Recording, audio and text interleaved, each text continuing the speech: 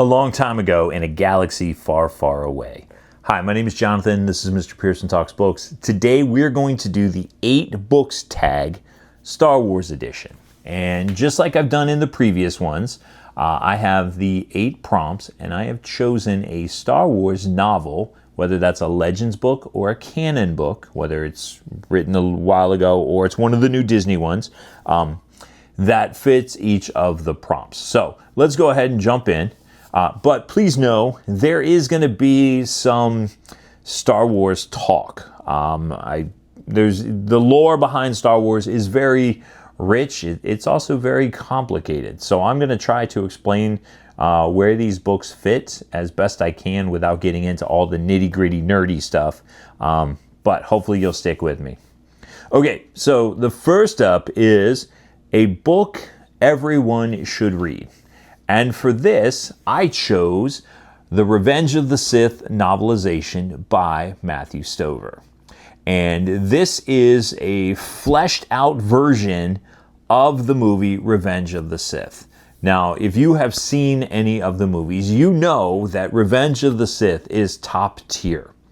It is one of the best of the Star Wars movies, right behind Empire Strikes Back. And the novelization takes all of what was awesome about that movie and fleshes it out and adds so much color and so much flavor and so many new details that make it just a phenomenal experience. It goes into what Anakin was thinking, how Anakin became disillusioned, and how Chancellor Palpatine was able to take Anakin and really just kind of warp his mind and bring him over to the dark side to the point where he was willing to sacrifice everything he had fought for. He was so in love with Padme, his wife, that he was willing to do anything in order to keep her alive. Especially because if you go way back in the story, you know, Anakin has been haunted by the fact that he wasn't able to save his mother. And so when he finds out that eventually Padme could die, then he wants to do everything he can. And the Chancellor used that to bring him over. And the book goes into all of the thought processes, all of the angst and anxiety and fear that Anakin is experiencing during this time, and how Palpatine was able to use that to warp him and bring him over. So that is a book that everyone should read. If you are a Star Wars fan, you need to read Revenge of the Sith by Matthew Stover. Next is a book you didn't expect to love. And for this, I chose the book Bloodline by Claudia Gray. This is a book about Leia when she is in the Senate during the time between the end of Return of the Jedi and the events that take place in The Force Awakens. So those two movies, in that time period between those, there's a lot of books that are written about it. Anyway, Leia is in the Galactic Senate, and Han, she's married to Han at this point, and Han is part of a space racing team where he's training new racers. But somebody finds out about Leia's past. They find out that she is, in fact, the daughter of Darth Vader. And there are a lot of repercussions and there are a lot of fallout as a result of that. There was so much great stuff in this book. There were new characters that were introduced. Although I will say this, if there's a new character introduced in a Star Wars novel that isn't in a movie later on, don't get attached, because they're probably not going to be around very long. But there is a lot of political machinations. I think I pronounced that word correctly. You know, the ins and outs of the Galactic Senate. If you like political type stuff, this is a great book to read. It was a lot of really good stuff. It was a lot of fun. Claudia Gray is a great Star Wars writer. All right, next up, a book that disappointed you. For this one, I chose Master of Evil by Adam Christopher. And the reason that this book disappointed me is because it was billed as a Darth Vader novel. And it was billed as telling what Darth Vader was doing from the time of Order 66, when or the end of Revenge of the Sith until we see him again in Rogue One and A New Hope. And that's not the story that we got. Now, this book did have Darth Vader. It did have some really good Darth Vader scenes, but it was more about another character who worked for the Empire, who is tasked with being a part of a special squad that follows Darth Vader around. And in addition, he's supposed to report back on what Vader is doing. Because really, nobody trusts anybody. Vader doesn't trust the Emperor doesn't trust Vader doesn't trust this guy doesn't trust Vader. So we don't get to see a lot of the insights into Vader. He's just kind of there. So it was a little disappointing. If you want Darth Vader stuff, there are a lot of Darth Vader comic books published through Marvel Comics that are phenomenal. If you have a Hoopla account through your local library, you can get many of those collections and read those stories because they're great. Next up, a book that made you emotional. For this one, I chose the book Dark Apprentice by Kevin J. Anderson. And this is the second book in the Jedi Academy trilogy, which in essence, among other things, is about Luke Skywalker trying to start a new Jedi Academy and train up the next generation of Jedi. But there's one particular part in book 2 involving Admiral Akbar, and he is involved in a pretty tragic event.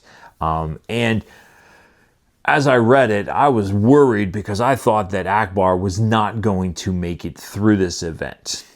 Thankfully, he does, but the fallout and the guilt that he feels as a result of this plays out through the rest of the novel. And it was very emotional. Like, I read it and I closed the book and I went, I don't want to keep reading because I don't want to know what happened. So overall, all 3 of the books in that trilogy are fantastic. It is definitely worth reading, but it was Dark Apprentice that really made me emotional as to what is going to happen next in this book. A book you couldn't put down. And for this, I chose the book Inquisitor, Rise of the Red Blade by Delilah S. Dawson. And this is the story of a Jedi Padawan who is being trained by her Jedi mentor, Jedi master, and they end up being a part of the Battle of Geonosis, which took place in the movie Attack of the Clones, which was a massacre. Lots of Jedi lost their lives that day, including this Padawan's Jedi master. And so she begins to become disillusioned by the Jedi. And eventually some things happen. You get to Order 66, which was a trick that Emperor Palpatine put into place to eliminate the Jedi. She survives it and becomes what's known as an Inquisitor, which is a former Jedi who is now tasked with the job of tracking down and eliminating any surviving Jedi. I read this book in about 2 days. Delilah S. Dawson is a fantastic writer. She's written many spooky books. She's written a lot of Star Wars stuff. Really good stuff. I could not put this one down because it was so fast-paced and entertaining. It was a great story. If you want to know more about the Inquisitors, if you've seen them through one of the TV shows or something, this is a great book to check out. A book you recommend the most. For me, that is the book Kenobi by John Jackson Miller. Now, this is a Legends book, and it tells the story of what happened to Obi-Wan Kenobi after he delivers Luke to Tatooine and his Uncle Owen. And he is trying to keep an eye on Luke, make sure he is safe, but at the same time lay low so that he is not found out as having survived.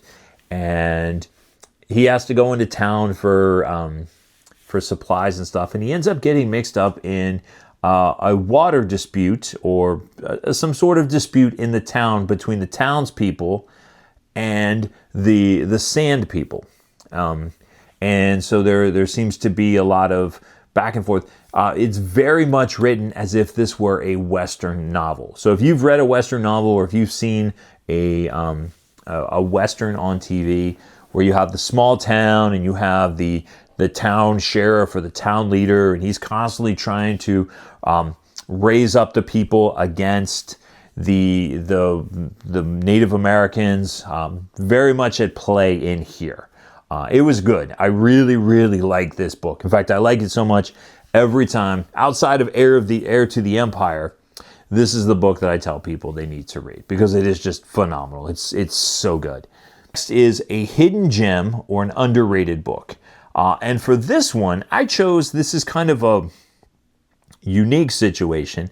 I chose the book Dooku, Jedi Lost by Cavan Scott. And I say it's a unique situation because it's actually not written as a novel. It is written as a drama script. So when you read it, it's very much like reading a play. Now, what I would recommend is that if you want to check this book out, Dooku, Jedi Lost, see if you can find it on audiobook. All of the Star Wars books are produced unabridged, but they are produced with sound effects and voice actors and all kinds of amazing stuff. So it's like you are listening to a dramatization. And Dooku, Jedi Lost is no different. This is the story of Count Dooku, or Darth Tyrannus, as he's known, and how he went from being a Jedi. He was Qui-Gon Jinn. He was related to Qui-Gon Jinn somehow. I think he might have been Qui-Gon's Jedi Master, and how he denounced the Jedi and went on to become actually one of their greatest adversaries, one of their greatest enemies. The things that happen in and out of that story, and all of the tragedies and things that befall him, absolutely fantastic. It's kind of told in a way where one of his associates, or one of the people that work for him, are hearing these stories about how he became the man that he is. Definitely recommend it. A book you'll never stop talking about. And for me, that is the book Shadows of the Empire by Steve Perry. In fact, I did a whole video on this book. This is a book, it's a Legends book. And it is set in the time between the end of The Empire Strikes Back and the Return of the Jedi. And it tells the story of Luke and Leia and Luke, Leia, Lando, and Chewie. Why do they all have to start with L? And their hunt for Han Solo. What happened to Han Solo after he was taken away by Boba Fett? In addition to that, we get this really great story of Darth Vader and a guy named Prince Sizor, and the back and forth and the manipulations and all of the things that they are doing in order to gain the favor of the Emperor. Remember I told you I was disappointed by Master of Evil because you didn't get a good Darth Vader story? Shadows of the Empire by Steve Perry is that good Darth Vader story. This book is fantastic.